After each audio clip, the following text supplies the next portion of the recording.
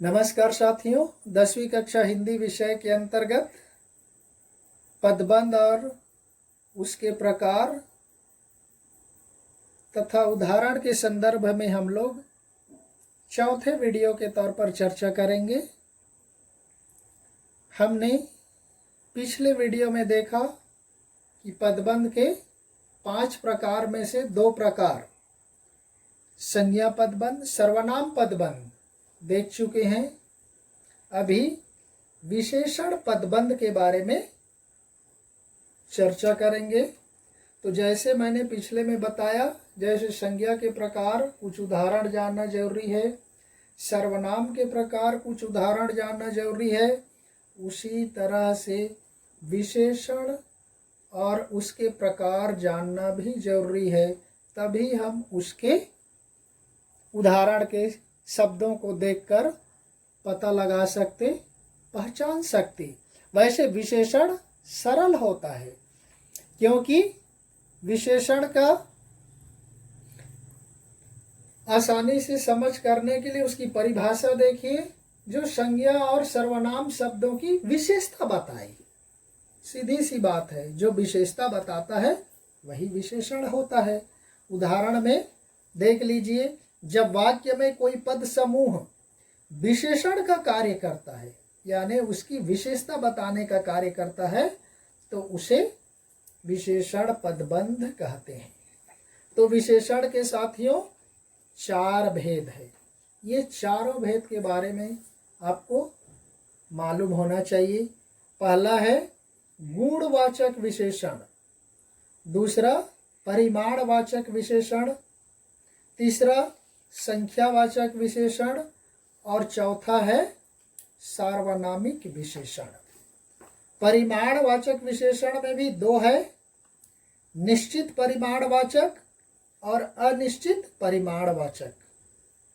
परिमाण मीन्स मात्रा, क्वांटिटी। और संख्यावाचक विशेषण के अंतर्गत भी 2 है, निश्चित संख्यावाचक और एक अनिश्चित संख्यावाचक। जैसे हम अनिश्चयवाचक सर्वनाम में पढ़े, सेम उसी तरह से है। जैसे कोई कुछ चंद पढ़े, इसमें भी कोई कुछ, बहुत, कम, थोड़े, ये इस तरह के शब्द प्रयोग किए जाते हैं। परिमाणवाचक में भी, अनिश्चय में भी सेम इसी तरह के प्रयोग किया जाता है कि थोड़ा, बहुत, अधिक, कम, ज़्यादा, तनिक, ऐसा शब्द प्रयोग किया जाता है। और तो गुणवाचक विशेषण के अंतर्गत देखिए बहुत सारे हैं इसमें। अच्छा, बुरा, रंगों के प्रकार काला, पीला, नीला, आकार में छोटा, बड़ा, लंबा, चौड़ा, स्वाद में खट्टा, मीठा, कड़वा, नमकीन, स्पर्श में कठोर, नरम, मुलायम, खुदरा, चिकना, गंध में सुगंधित, खुशबूदार, बदबूदार, दुर्गंधपूर्ण, ये सारे आ जाएंगे। दिशा से संबंधित उत्तर, दक्षिण, पूर्व, पश्चिम, बाहर, भीतर, ये दिशा के संबंध में आ जाएंगे। दशा, दिशा और दशा देखिए, दिशा मीन्स डायरेक्शन है, दशा मीन्स उसकी हालत, अवस्था। जैसे कि नया, पुराना, स्वस्थ, बीमार, अस्वस्थ, ये सब आ जाता है।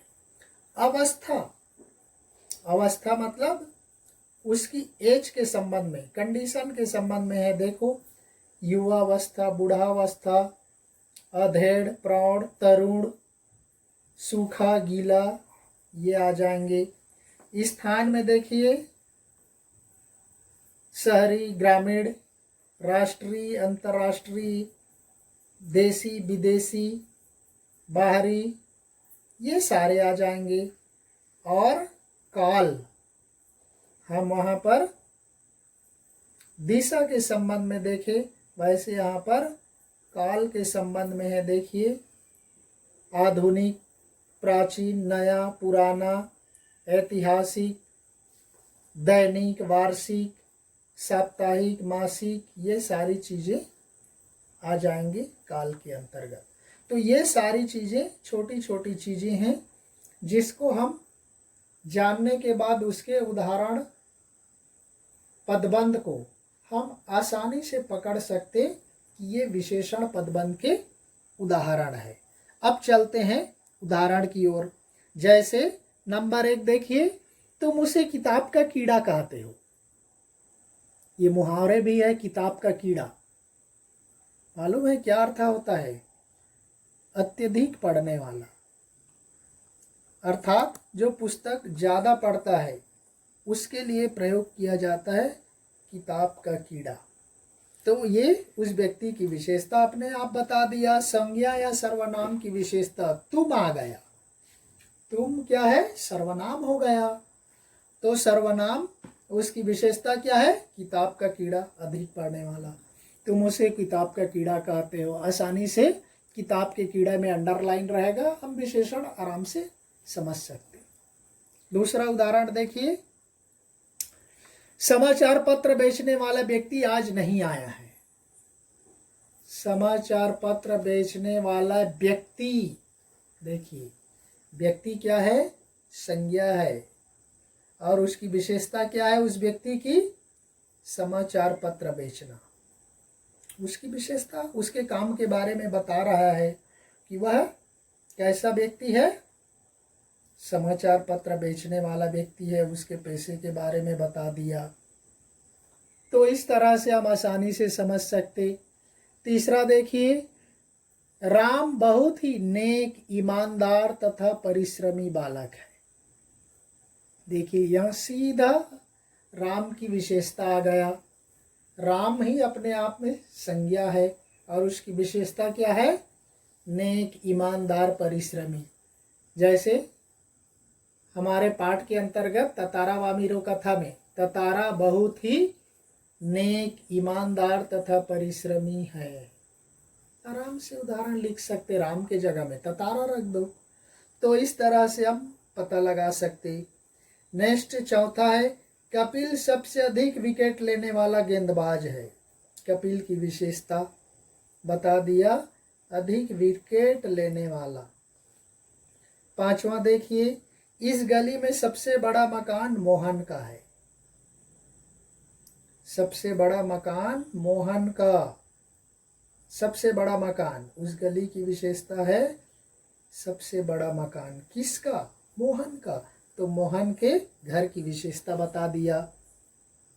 नेक्स्ट है छठवां, मीठे मीठे सपने देखने वाले अकर्मण्य होते हैं। देखिए अकर्मण्य लोगों की विशेषता, वाले लोग। लोग क्या है? सर्वनाम आ गया।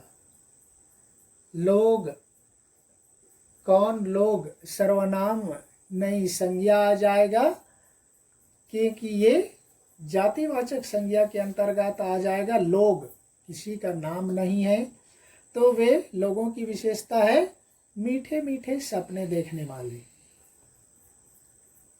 यानी केवल स्वप्न देखने वाले लोग, जो कुछ काम नहीं करने वाले लोग ही अकर्मण्य होते हैं, निकम्मे। अकर्मण्य का मतलब निकम्मा।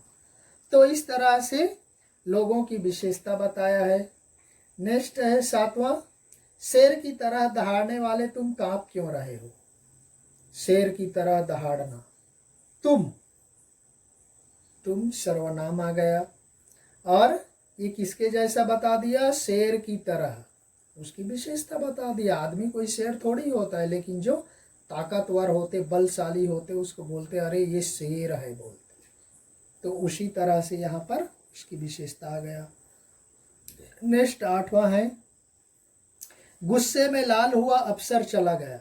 ये भी हमारे पाठ का है। वास्तव में जो पाठ निकाल दिया है गया है गिरगिट पाठ का है, अंतोन चेखव से संबंधित है। गुस्से में लाल हुआ अफसर, उस अफसर जातिवाचक संज्ञा के अंतर्गत आ जाएगा। वो कैसा है? गुस्से में लाल हो रहा है। तो ये उसकी विशेषता से संबंधित है। विशेषण पदबंध, नाम से संबंधित है संज्ञा पदबंध, नाम के बदले में प्रयोग होता है सर्वनाम पदबंध। संज्ञा सर्वनाम की विशेषता बताता है, विशेषण पदबंध। सेंटेंस में बस प्रयुक्त होता है, वो पदबंध हो गया। हम केवल शब्द के रूप में लेंगे, संज्ञा सर्वनाम विशेषण हो जाता है। तो इस तरह से आप इसका पूरा नोट्स बनाते चलिए, लिखते चलिए। यहीं पर हम इसको समाप्त करते हैं, फिर दूसरे वीडियो में मिलेंगे। तब तक के लिए धन्यवाद। जय हिंद।